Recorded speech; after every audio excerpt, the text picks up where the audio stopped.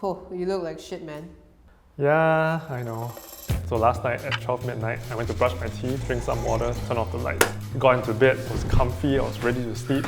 I told myself, okay, tonight's the night I finally get 8 hours of sleep. I picked up my phone, set an alarm, 8:30. And then there was a notification. Someone sent me a TikTok. And I was like, what harm could it do? Right? Just one TikTok. So I watched the TikTok. It was Batman singing in the shower, you know that one? No. Well, anyway, it was a good TikTok. I laughed. And then I was like, maybe just one more TikTok. So I scrolled. That one was meh. So I scrolled, and then I scrolled, and then I scrolled. And then the next thing I knew,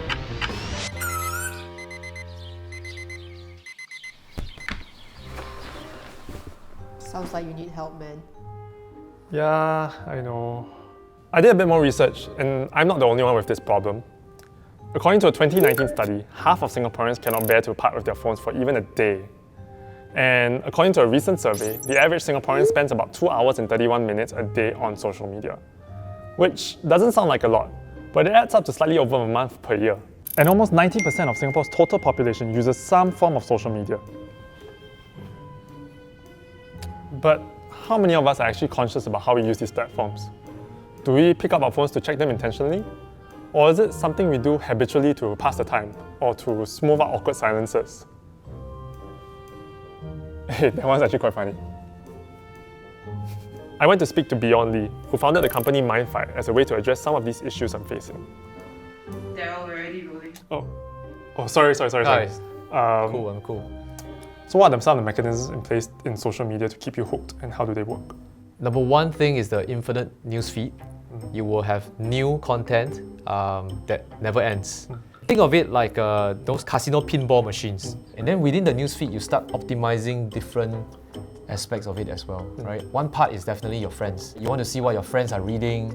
You don't want to miss out, right? FOMO. You may find it, oh, my friend like this also. I actually think it's really funny. So that is actually another mechanism whereby they bring in your social circle and layer it on top of already very captivating content. So when you have nothing to do, right, your mind gravitates towards the device. It's just ingrained already in our daily behavior. There's also some biochemistry behind this. Dopamine is a chemical in our brain that makes us feel good. Its primary role is to motivate behavior, and it's produced as a response to certain evolutionarily beneficial activities. Even the anticipation of these scenarios can stimulate a dopamine response. Cognitive neuroscientists have also shown that social stimuli such as laughter, receiving praises, and love can also stimulate dopamine responses. Social media, as the name implies, has also become a virtually unlimited source of social stimuli. And when you feel good, you want to use it more. If you are in a goal of reducing your screen time, right, it's a losing war. The media industry is largely run by advertising dollars. You can serve more ads when you have people spending more time over there. So then it goes back to them optimizing for long session times. If left unchecked, the media industry's goal is simply to capture more eyeballs, more views, because more views, more eyeballs, more engagement result in more ad dollars. Is this sort of addictive design intentional? The addictive design is definitely not intentional. Okay. Most companies are not set up to harm society, right? Yeah. And make people addicts, right?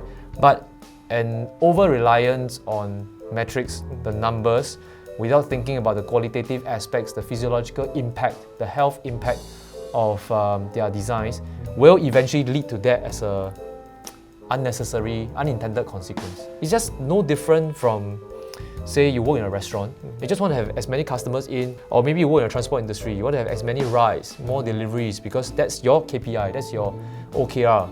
I think we have in some way become a victim of our own success. Meta, which owns Facebook, had a revenue of $114 billion in 2021.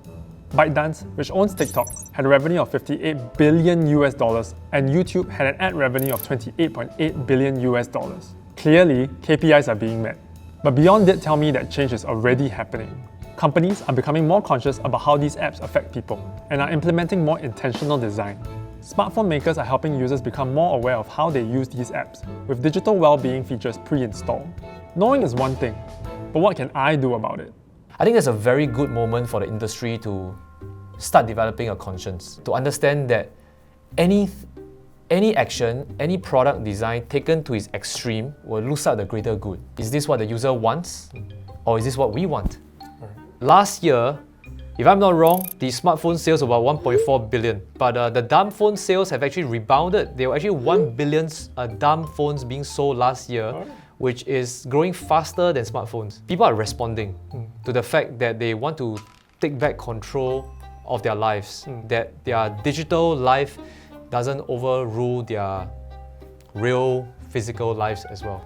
You look like a brave man, right? So it seems like you are aware of a problem. Why don't you take on a challenge? Try this detox. I own my life, my smartphone doesn't own my life. I don't know if I'll call myself a brave man, but I was curious, so I decided to give it a shot. I think it's quite hard to do a complete technology detox, and I don't think my bosses will like it if I'm completely uncontactable for a week. So I decided to delete all my social media apps for a week. Oh, also, because I think I use streaming sites a lot, I'm gonna cut that out as well. So let's see how it goes.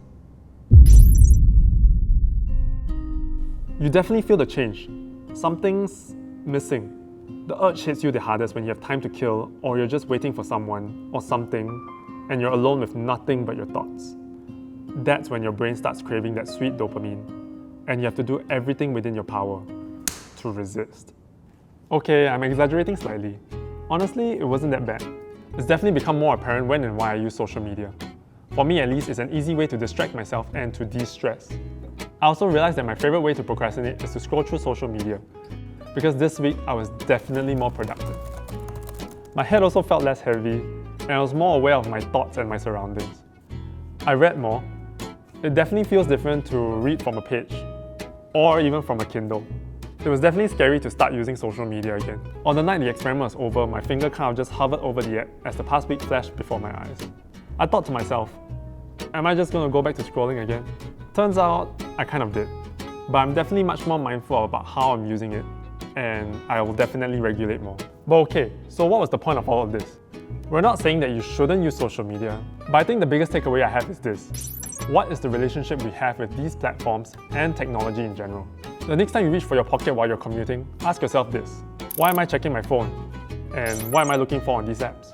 Technology is only about to get more immersive with the metaverse and VR going more mainstream. So what is the kind of relationship we're going for with that kind of technology as we adopt it? But what do you think? Let us know in the comments below, and share this video with your friends if you think they might have a problem too.